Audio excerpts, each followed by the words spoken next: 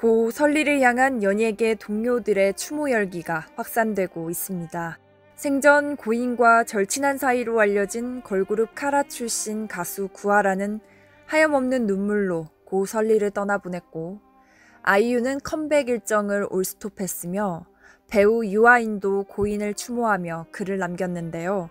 구하라는 지난 15일 SNS 라이브 방송에 눈이 퉁퉁 부은 채로 등장해 방송 도중 감정이 북받쳐 오열하는 모습을 보였습니다.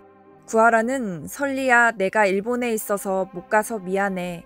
이렇게 인사할 수밖에 없는 게 너무 미안해. 라고 말하며 울먹였는데요. 이어 그곳에서 네가 하고 싶은 대로 해. 내가 네 몫까지 열심히 살게. 열심히 할게. 라고 추모 메시지를 보냈습니다. 구하라는 자신을 걱정하는 팬들에게 괜찮다. 설리랑 정말 친했던 사이였기 때문에 이렇게나마 대신 설리한테 인사드리고 싶어서 라이브 영상을 틀었다면서 설리야 안녕, 고마워, 그리고 사랑해 라고 마지막 인사를 건네 보는 이들을 뭉클하게 만들었습니다. 앞서 구하라는 설리의 비보가 전해진 지난 14일 밤 SNS를 통해 설리와 함께 찍은 사진을 여러 장 게재하면서 그 세상에서 진리가 하고 싶은 대로 라는 글을 남겨 안타까움을 자아냈는데요. 구하라는 설리보다 3살 언니지만 두 사람은 연예계 절친으로 유명합니다. 가수 겸 배우 아이유 역시 고인과 친하게 지내며 서로를 보듬어 왔는데요.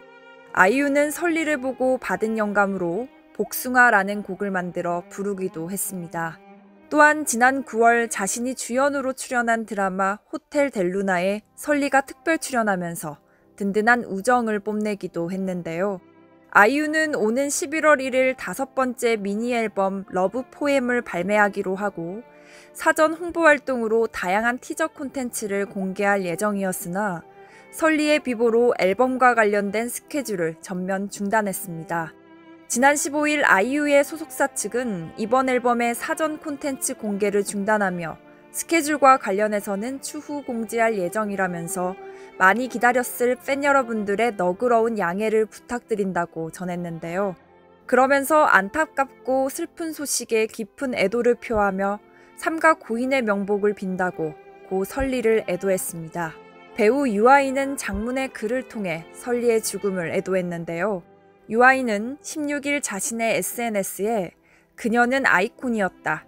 어떤 이들은 그녀를 깎아내리고 못마땅해 했지만 나는 그녀를 영웅으로 여겼다고 글을 이었습니다. 유아인은 설리에 대해 개인의 자유, 표현의 자유를 과감하게 표출하는 신세대의 아이콘, 지난날의 윤리강경을 신나게 걷어차는 승리의 게이머, 오지랖과 자기검열 사이에서 방황하는 어린 양들을 구하러 온 천사라고 표현했는데요. 이어 나는 그녀가 마냥 좋았다. 깨끗하고 맑은 영혼의 소유자였다면서 천사 같은 미소는 물론이고 브랜드 행사장 같은 자리에서도 판에 박힌 가면을 뒤집어 쓰기를 거부하는 태도, 놀란 덩어리인 내 허리 위로 겁없이 손을 올리며 포즈를 취하던 당당함이 좋았다고 설명했습니다.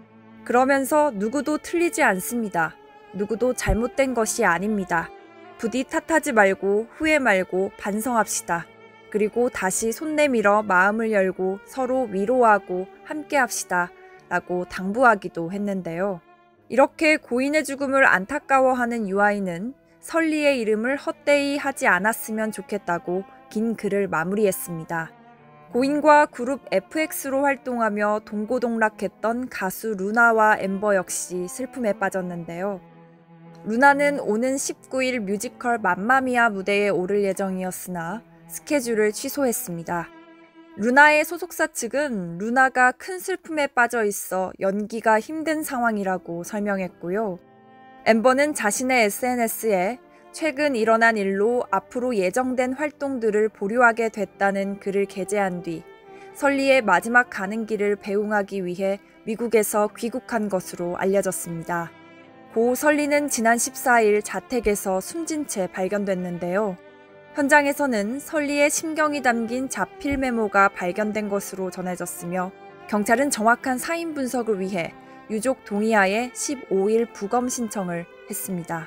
그리고 16일 오전 9시부터 국립과학수사연구원에서 부검이 진행됐는데요. 국가수 측은 외력이나 타살 혐의점이 없다고 밝혔습니다.